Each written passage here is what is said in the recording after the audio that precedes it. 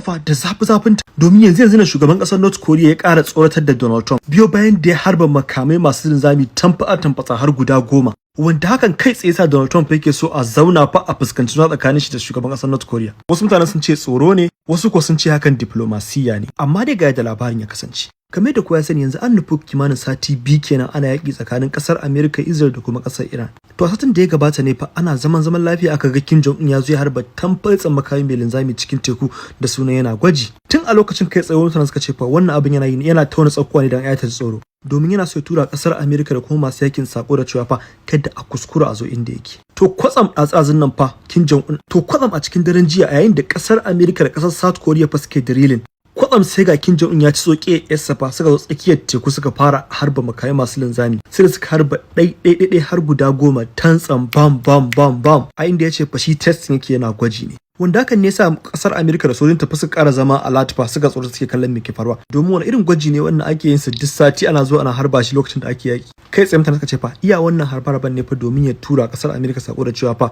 su san inda yake musu ciwo kada a zo inda yake kuma abin da ya ba mutane mamaki fa a halin yanzu a yakin nan da ake tsakanin Iran da kasar Israel fa kimanin kasashe 20 sun shigo yakin directly ko indirectly wasu na cewa ayi wasu na cewa kar ayi har yanzu kasar North Korea bata shigo cikin yakin ba mun ga kasashen turai irin su Germany mun ga su UK mun ga kasashe na Larabawa nan kowace kasa tana participating directly ko indirectly amma North Korea har yanzu bata ce uffan ba to nan ne fa Donald Trump ya fara nuna kudirin shi na cewa fa iya son ai zaman diplomasiya da shi Kim Jong Un. Well, Kim Jong Un da ya ce da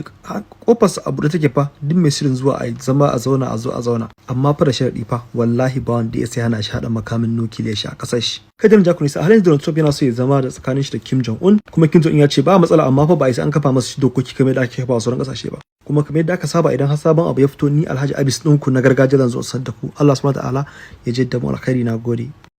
To jama'a dai kun dai Allah ya kawo mana ƙarshen yaƙe-yaƙen nan albarkacin wannan wata mai albarka. Allah ka zauna mana da ƙasashen mu lafiya.